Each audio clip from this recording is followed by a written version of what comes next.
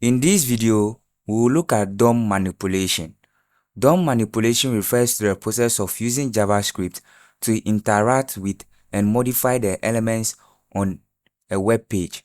This can include changing elements content, altering styles, adding or removing elements, and responding to user interactions. So in my VS Code here, I just have this simple HTML structure here, and then this is the output in the browser. So this is what we'll be using to practice our DOM manipulation. And then I have my app.js file here. So let's look at the various ways that we can select elements through the DOM. So the first method we'll look at is called getElementsById. So the getElementsById method selects a single element by its unique ID. So in my HTML here, I have this h1 with the ID of heading. So I can go ahead and say const h1. I'll just say h1 equals document. So because the document is at the top of the tree of the DOM tree, so I'll use the dot get element by ID. You see that we get auto completion, and over here in quotes I'll put the name of the ID there. So the ID there is what? Heading. And then when I console.log h1 and save and go to the console here in my browser, you see that we get the heading there.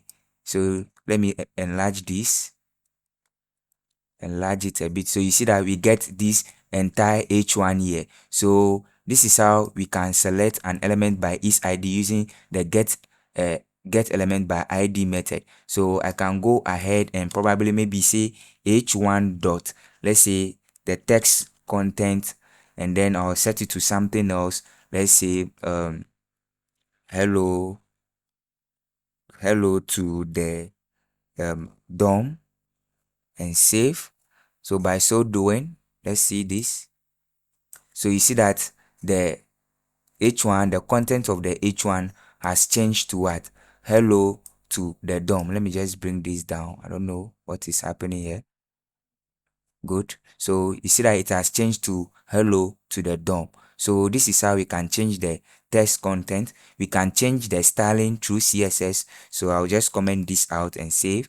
So I can say h1 dot style dot, let's say, color, and set it to, let's say, red for instance, and save. And you see that the color of the text has changed to what? Red. So I can go ahead and say h1 dot font style. To apply some CSS, I'll just say font, let's say font size, and then I'll set it to a size of, let's say, 20 pixels and save. It is smaller, let me say 200 pixels for instance, and you see how big is it? It's too big, so I'll just change it to, let's say, 50 pixels and save. And you see that the CSS is being applied to it, CSS styles is being applied to it. But more on this CSS, using CSS, styling the DOM with CSS later, or using this CSS style later. The next element that we can use in selecting the DOM is called getElementsByClassName.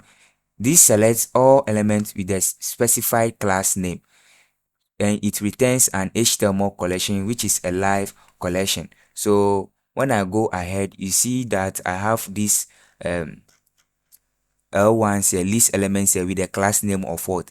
Menu item. So I can say const lis, and then say document dot get element by class name, and then I'll pass in the class name of what?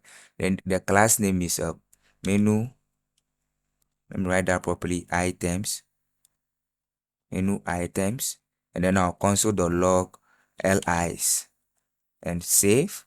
So you can see that we get this list of elements which were the lis. There are 3, 1, 2, 3, and it returns what is called what? An HTML collection, which is like an array or something. So I can loop through it and then maybe do something. So I can say, or maybe map through it, or just say maybe lis dot, let's say, for each or something. No, I have to convert it to what an array. Is kind of like an array, but it is not a true array. So we'll get to know something called node list when we start talking about query selector. So that's how we can use the get elements by what class name. The next method we'll look at is called get element by tag name. So I'll just say const, I want to select my button. I'll just say btn equals document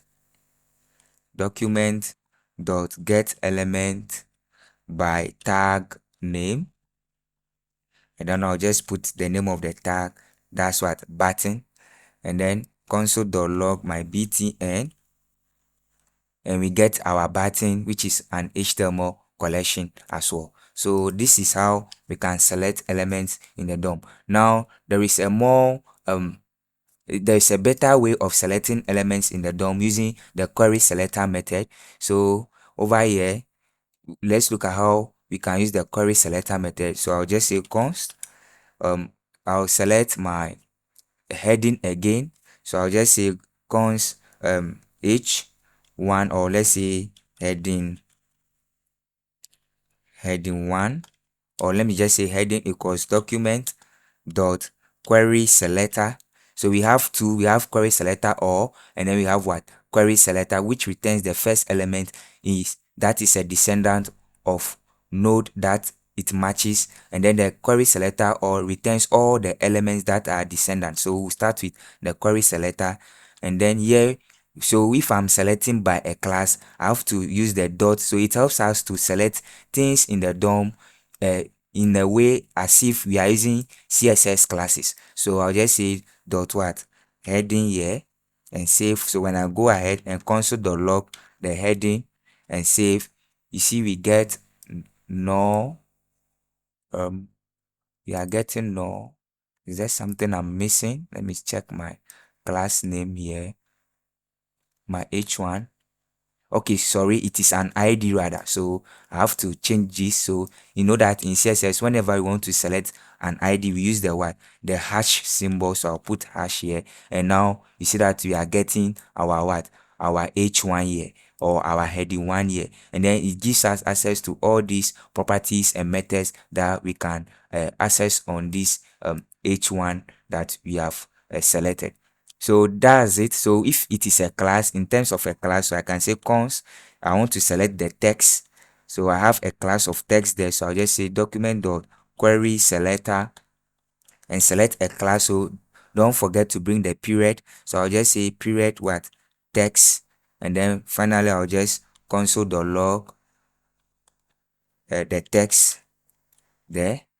So you see that we are getting this paragraph text in the console here. Let me just enlarge this. So you are getting this paragraph text in the console here.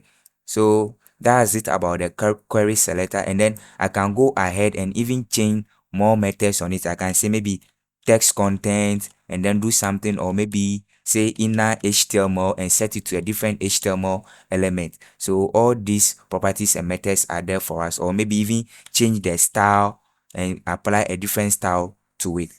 So let's look at the next method called querySelectorAll, which selects all the elements that match a specified CSS selector. And before I talk about that, we can still use tag names, select elements by their element name or tag name. So I'll just say I have let me see a nav bar here, or let me just say the button.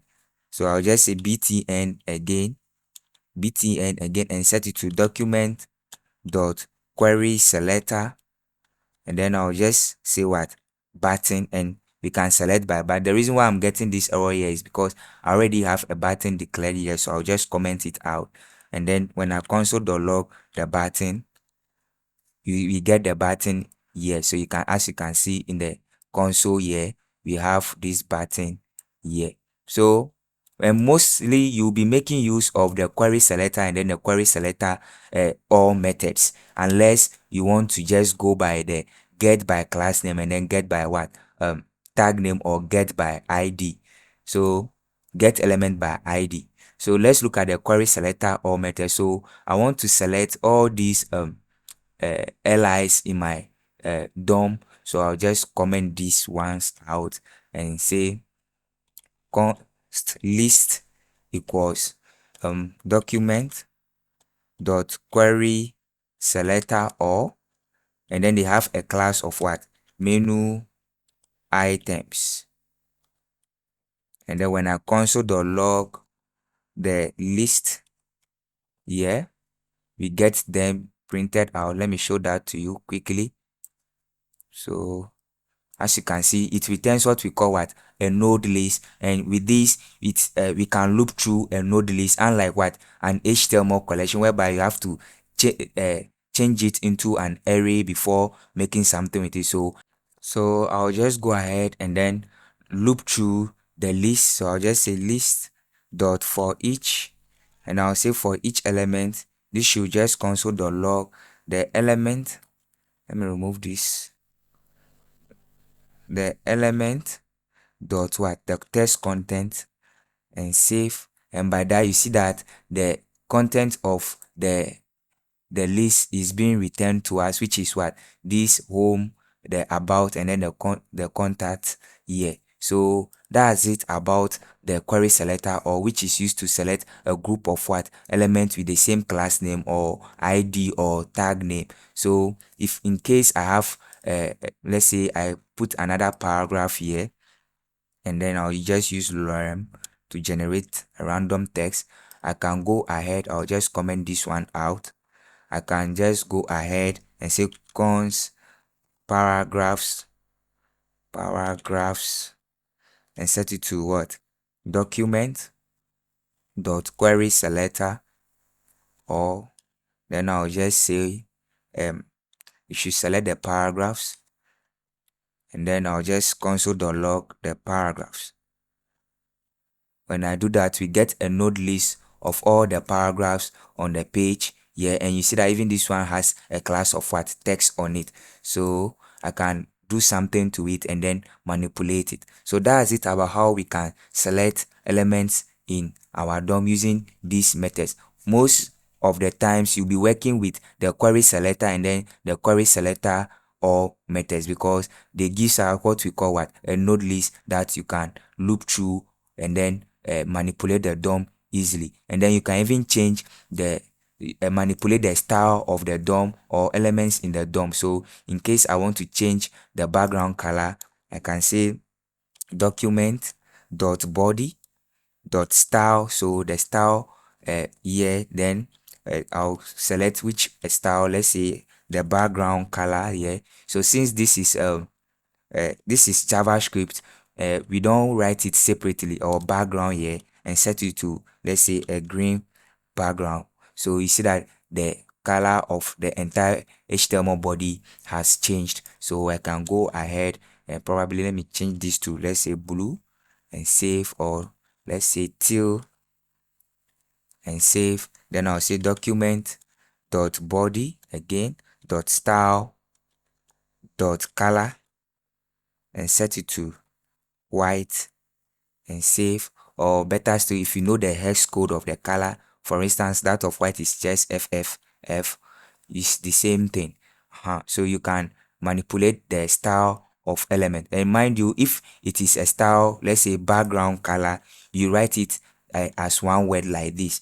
You don't separate it with like the way we write it in CSS using hyphens and maybe small. Yeah, no, you get an error, because this is JavaScript. You have to what? Capitalize you have to capitalize it like this. So that's it about how we can select elements in a DOM and even change the style of elements in the DOM. In the next video, we'll talk about event listeners. That's all for this video. Please subscribe and follow for more contents like this. Thank you for watching, and see you in the next one.